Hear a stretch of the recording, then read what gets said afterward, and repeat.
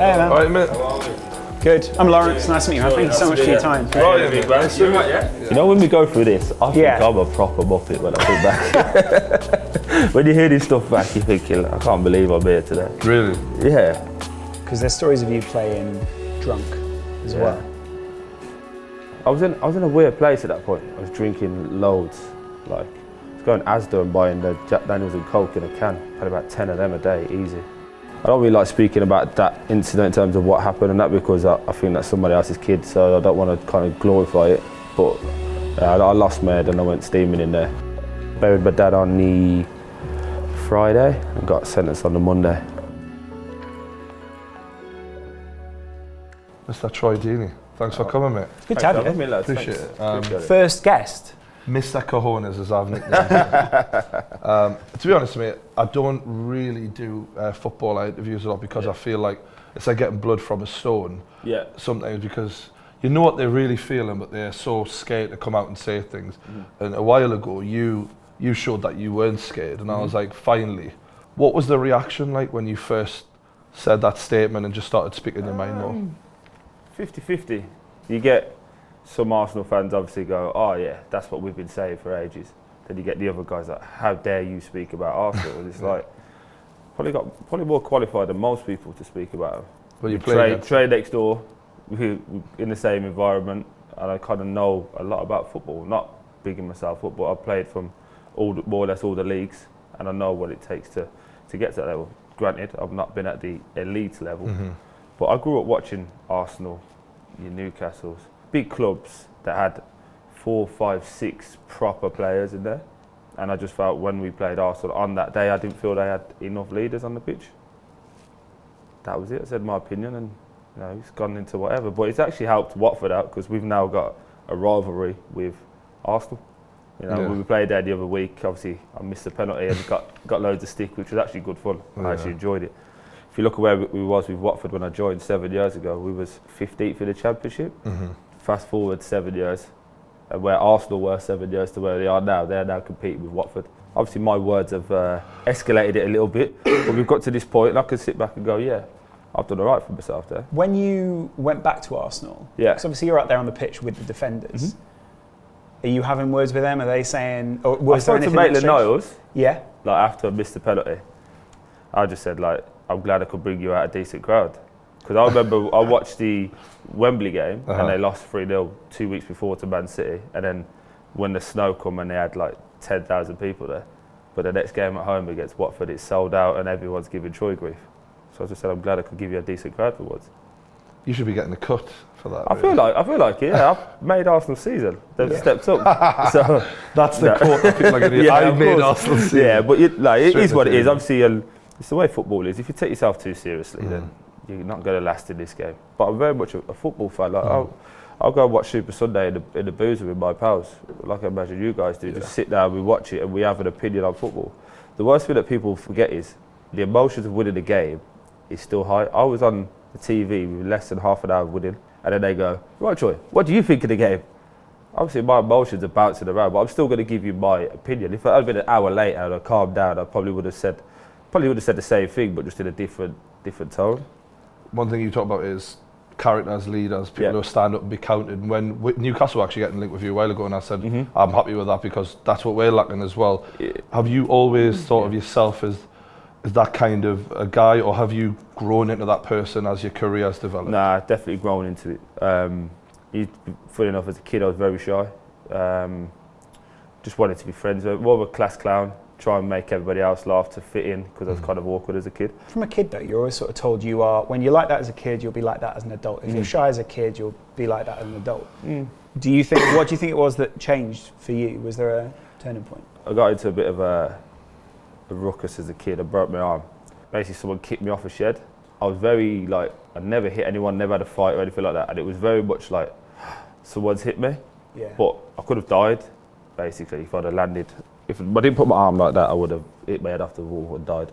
As you can see, I'm not as big as you, but I'm a big guy. You're a big lad. Yeah, so after that I was just like, fuck it, no one's ever doing that to me again. There's some real strength that you can get from accepting your weaknesses as a person, and being almost naked and comfortable with it, just definitely. This is me.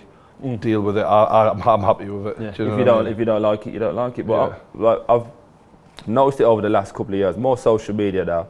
Everyone's trying to act like this perfect individual. Like their missus has got to look like one of them girls on the Instagram. They've got to have a set car. They've got to do this. They've got to do that. It's all bollocks, man. Real life is not like that. And the reason most people are posting on there is because they're scared of their real life and they want to project this image that we've got. We've all got flaws. We've all got issues. We've all got bills to pay. I've got 2 kids that run my life. Everyone thinks I'm this big hard man. I go home, kids run their life. I've got to do whatever I'm told by them. And that's like most men up and down the country. And I think that's why most people can relate to me as well, because you all know someone like me. You grew up with a kid like me, and that's it, really. I mean, everyone loves a success story, but I love a story when someone's come through shit and then the success of it. Yeah. And I feel like after reading up on you, that's definitely the case with you. The first thing I noticed was your biological father wasn't there from the moment you were born. He fucked off early doors. Still around though. Do you know of him? I know of him. I don't speak to him. So my dad was in and out of my life. Okay. And it was a bit like, I guess when you become a success, it's a fuck you. I don't know. Yeah. To some people. No, definitely. Yeah. To me, that was definitely the case. It's strange. Like I went through a spell, like when I was like 15, when I was like, oh, I wonder what he's like. I wonder, because obviously I've got younger brothers and sisters, and like my dad who's dead, like, I'll call him my dad. The other guy is just a sperm donor. But him, he had that connection with them a little bit different. Always felt it was a little bit different. He never treated me different. But you get that feeling like they're his and I wasn't. So I was about 15, I went through a little spell of, let me go and see what he's about. And then... Did you meet him? Yeah, I met him. Went home after 20 minutes because he couldn't be asked. So I thought, fuck that. And then I did it again. Mrs. was desperate to have that whole bond thing going on. And then after half an hour of him being in there, she went, get him out. Really? Yeah. Do you think there's just a personality clash there? Or? He's just selfish.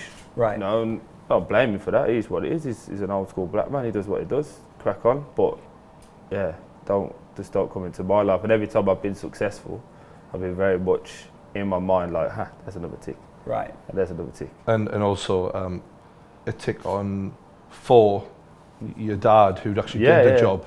So I mean, but the worst thing was, obviously my dad's dead now, but he was the one who pushed me for football. He was the one who used to walk me to football and take a ball and make me play with the older kids, make them kick the shit out of me to rough me up and get ready to what I am. So everything that I've done today is based on all those things that he missed out on.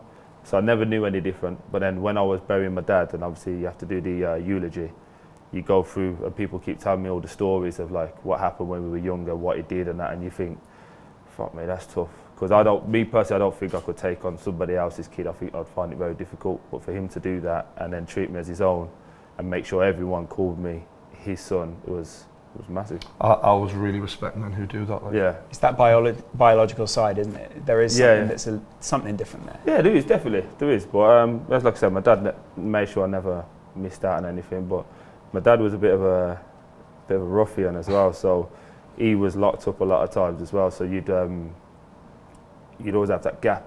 But we never knew until I think it was about 12, 13. We never knew he was ever locked up. You should just think he used to. He didn't want you to know that. No, he sent a postcard from Singapore. I was going to say, someone said Singapore. That's so strange. Singapore one, yeah. We were like, Singapore? Well, we're just kids. Like my mum's an angel, man. Like she never let any of that ever affect us. Like I was saying to somebody the other day, it's funny. When you think back now, how we didn't clock on, I'll never know. But we were like 10. We lived in a flat, and police come and raided the house.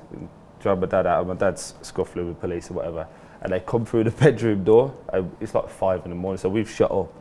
And he goes, "Don't worry, Daddy's just playing with his mate." And we're like, oh, "Okay." No way. Back to bed, and because we never knew anything like that lifestyle, we were so naive to it.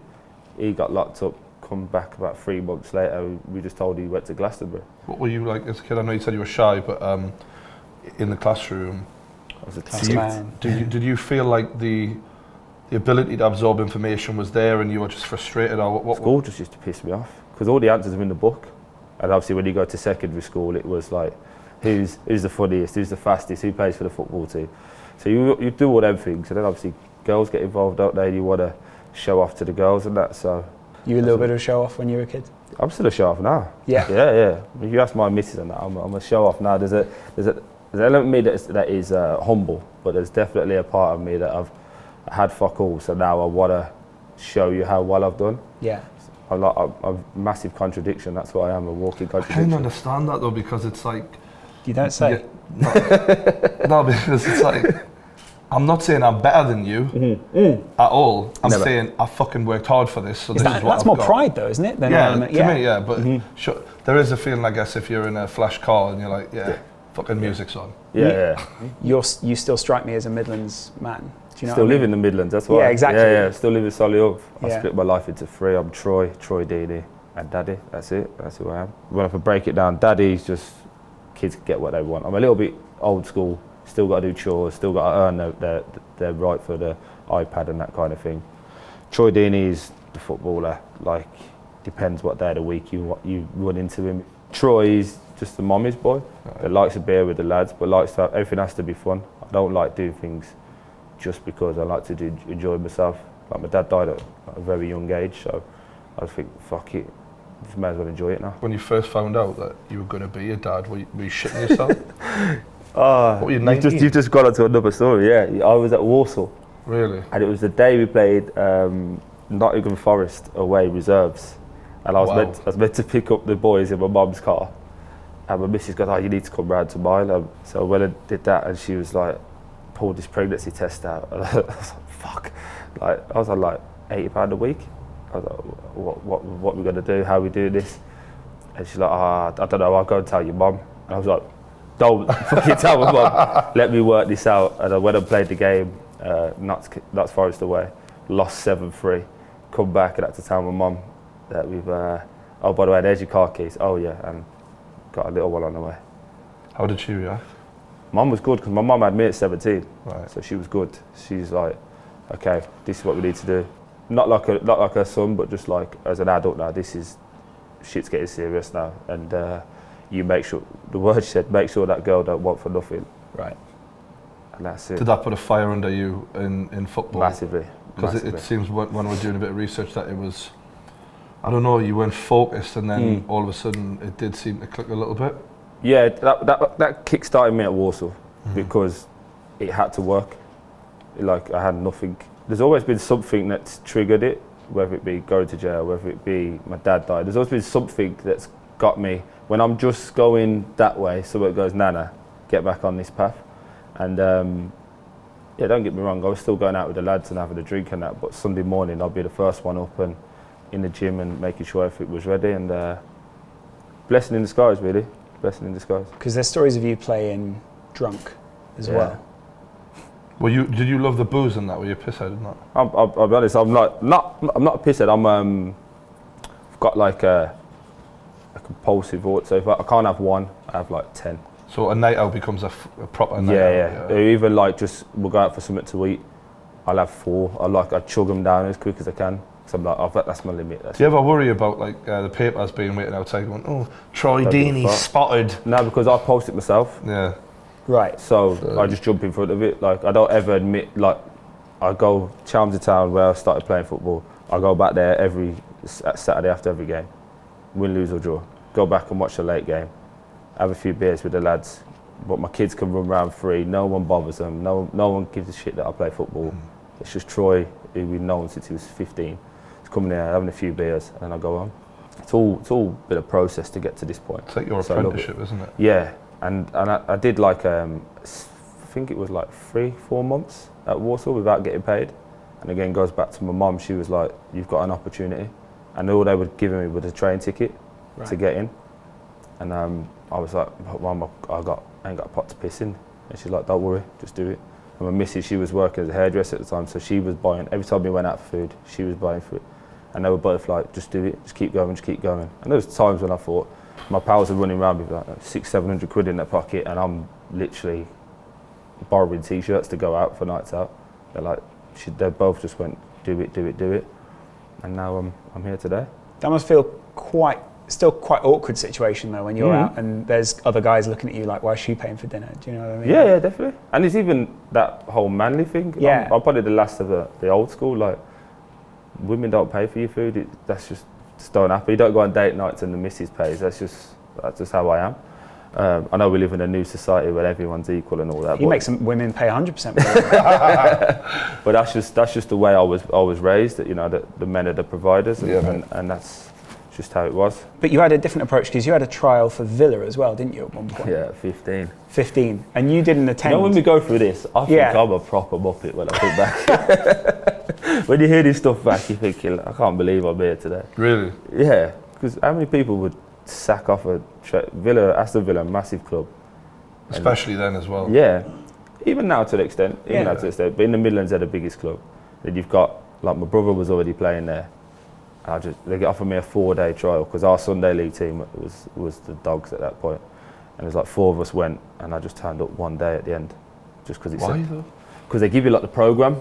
Yeah. So it said we're gonna have like an initiation day, 2 training days, and then the match. So I was like, oh, fuck them 3, I'm come to the match, because that's just how I was. I don't care for training. I just want to play a match. Got to the match, and they were like, "You're a shambles." And I was at the park with my pals, just chasing birds and smoking a little. You like bit. the women then, mate? Yeah. Who doesn't? Who don't? But I've been with my missus since I was 15, so. Wow. Not many footballers are like that though, really, are there? Like, the best thing that happened to me was when it come to the jail part. My missus said to me, because I've been fucking about before, and she just said, look, if you stay out of jail and do what you're doing, that's it, we're gone. But if you go to jail, I'll stand by you. And that to me was massive, because I was like, even at my lowest point, you want to say, look, I'm here. So that was massive for me. That must have taken real strength from her as well, though, because that's difficult. Massive character from her, yeah. But shows what she's like. She's loyal to the core. Yeah.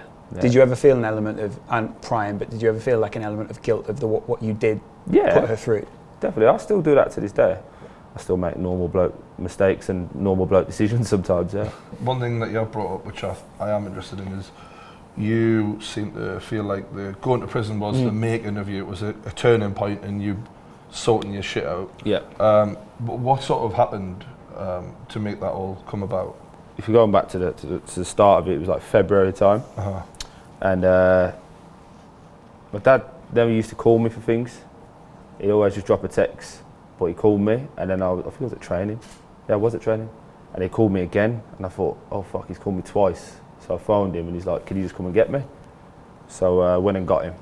He goes, do you reckon you can get Monday off work? I just need you to take me to the hospital. Got to the hospital, and it's only then he said, I've got cancer. So I was going to go find out what actual treatment is and what we're doing. Yeah, we got the news that it was officially cancer, and it was strange because his missus was there. Obviously, my mum and dad had split at the time. His missus was there, and my missus were there, and they both started crying. But my dad's very much old school, like no tears, no nothing, and it was like just go out the room. So we were speaking to the doctor and been through it before with my granddad and stuff. So I was asking all the questions and whatever. And my dad's just like, where do we go from here? What do we do? So Monday, find it out. Tuesday, my mate's birthday. I went, fuck it, let's go then. We went out, and subconsciously you just start drinking away, don't you? You don't realise you're drinking as much as you are. Yeah. Got into a little scuffle with the bouncers, nothing major, and they knew me, and they was like, Troy, just fuck off over me, you're messing about now. So alright. And we're off walking, and yeah, someone just comes steaming up to me going, oh, your brother's fighting, and I was like, what? And as I turned round, there was like a bus stop here. You could only see a little bit, so I've kind of walked back to the bus stop, and it was like a big Royal Rumble going on in the street. And the first thing I thought was my brother's in there. I don't really like speaking about that incident in terms of what happened and that, because I think that's somebody else's kid, so I don't want to kind of glorify it. But I lost my head and I went steaming in there.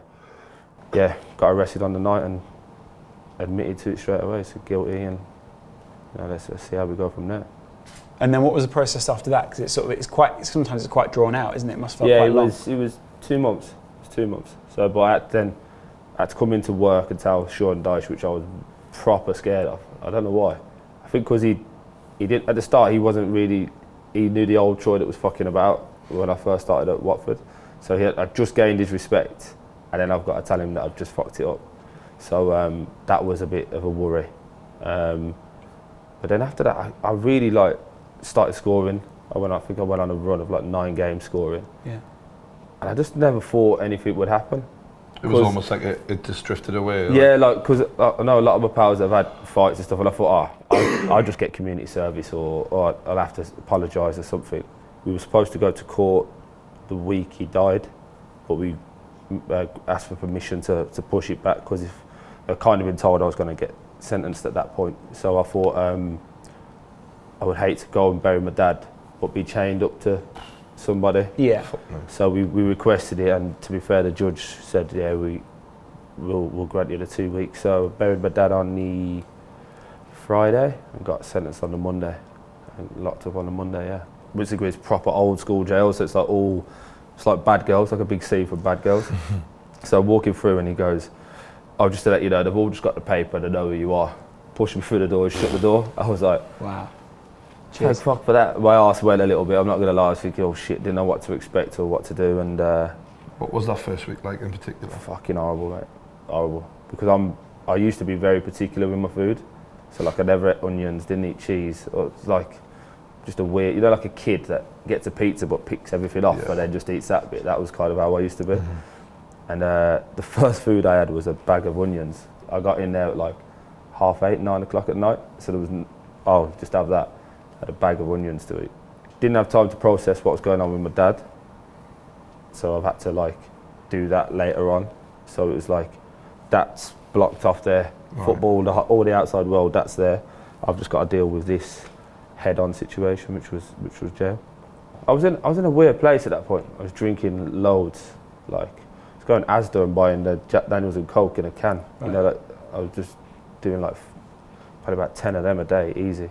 When you get the, you're going down moment, did that sort of lift your head out of this, or were you still very much in that place of the self-awareness wasn't really there? You didn't realise how severe this? No, I didn't realise how severe it was. I was told, but I didn't realise how much impact and how it was going to affect everybody else. Because I've always seen myself as just one of the lads, so I didn't realise I'm paying mum's bills, nan's bills, missus's bills, right, kids' bills, and then obviously I didn't get paid, but I was very much living month to month. I wasn't one of these people that like put money away and stuff. Right. I had a little bit of money, but I was very much every weekend, right lads, let's all go, we'd all go out, and I was living that kind of lifestyle. I was living like a normal lifestyle. If I made 10 grand, I was spending 10,100. Do you know what I mean? I was living like that. So you didn't think it would last, really, did you? No, never. That's what I mean. I was always waiting for someone to go, right, you've had your fun. Now off you pop. Yeah, go back to building site. So when you had that chat with Sean Dyche about this is what's happening now, how did he react to that? He was good, Yeah. Very good. Yeah, he was like, okay, well, he went into like autopilot. So right. Have you got a lawyer? Have you got this? Have you got that? Wow. And I was like, all right then. Yeah, and I was like, he's thinking me goal scorer's going down, I need him back. Yeah. But no, he was good. And you know what was good about him as well? And this is why I got so much respect for him. When I was inside, he tried to come and visit me as well. But at that point, he'd just left Watford, or was in the process. Like, the changeover was going on at Watford. But him and his staff were still trying to come and see me.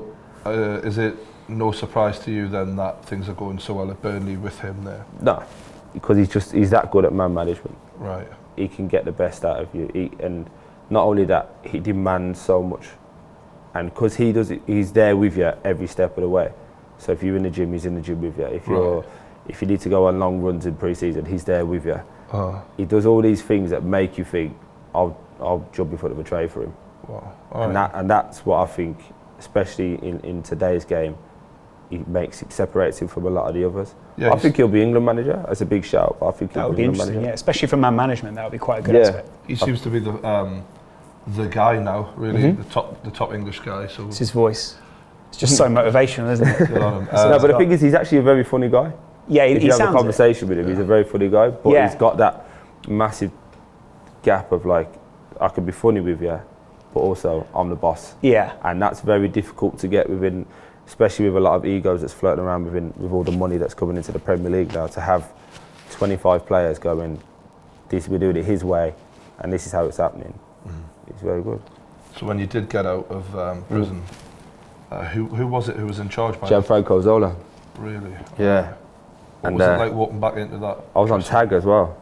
So I come out on tag. I went and saw Zola, and I was 7th striker. So when I saw him, we had the chat, and he saw me play at West Ham the year before. He goes, I know what you're about, you're a good lad.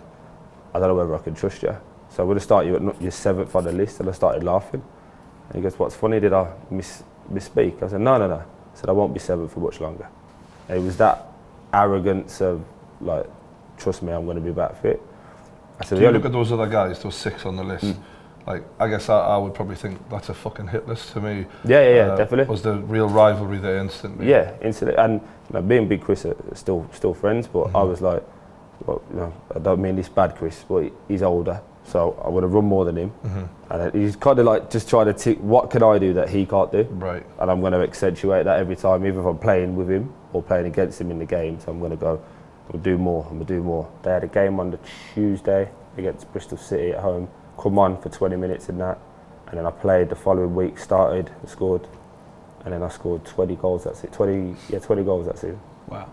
But that all happened, and I was on my last year of my contract, so I had that, fuck, this has to work. So every time it was like, score. And we finished 3rd that year, and then lost in the playoffs to Crystal Palace. Everything that happened before had set me up really well for that, because I wasn't going into contract negotiations like, oh, please give me a contract, because obviously as time had gone on, like Adrian Mariappa lent me 10 grand, so I need to pay him back. Wow. So he phoned Stacey, said, are you all right? And she was like, we're a bit short. He goes, there you go, bosh. Wow. Give me back whenever you can. So that's why that's when you know you've got a real friend. Yeah, and that's what you'd call a football friend. Yeah. So yeah, he's a legend, man. So was that your first like big contract in your mind? Yeah. Well, I had the one before. It was like just short of 5k I was on. And I got a 14k signing on fee, so I'd hit the jackpot when that first wage come in. Spending that quick as well. Spent it in a weekend, funny enough. Burning that. Yeah. So I went and bought brand new wardrobe of stuff. Missus got stuff. Little man got stuff. What's it like telling the missus after she supported you through all that shit? Like, you know what it is. We're going to be all right. You know what? We never had that conversation on the first year when, cause I got 20. Then they give me a 5-year deal. And she was the one who said to me, because I think I must have kind of started going into that comfortable stage again, and she's like, but you know you've got to do it again. I was like, what? She's like, well, if you think that's good, what if you did it twice? And that's when she planted the seed in my head, like, because she's good with money, like, and then the next year I scored 25.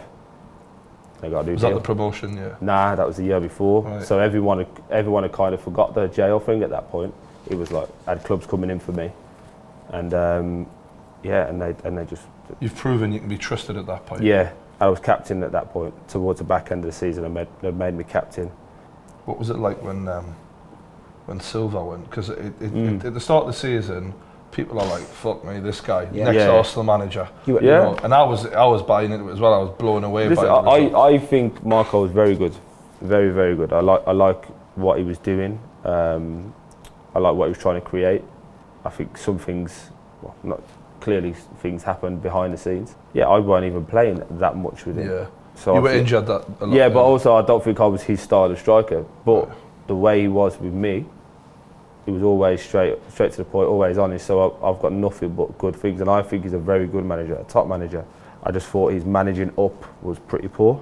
Towards the chairman, etc. Yeah, and I think within the way the culture is now, you have to do that within football. Once he started flirting with other clubs, it seemed like that really fucked him. Yeah, I think that was more from a club's perspective, that he could have easily handled, like I say, managed up. Just say, no, I'm not interested in it. Even if behind closed doors you're saying, fuck you, let me go. Much of an answer, exactly, yeah. And I think that's what the managing up was managing that situation was very poor. But also that coincided with us having 13 injuries. And then obviously losing 7 on the spin, and it doesn't. So you're confident that guy would still do a good job if given another chance at another club? Yeah, definitely. You were talking about working through losing your dad as well.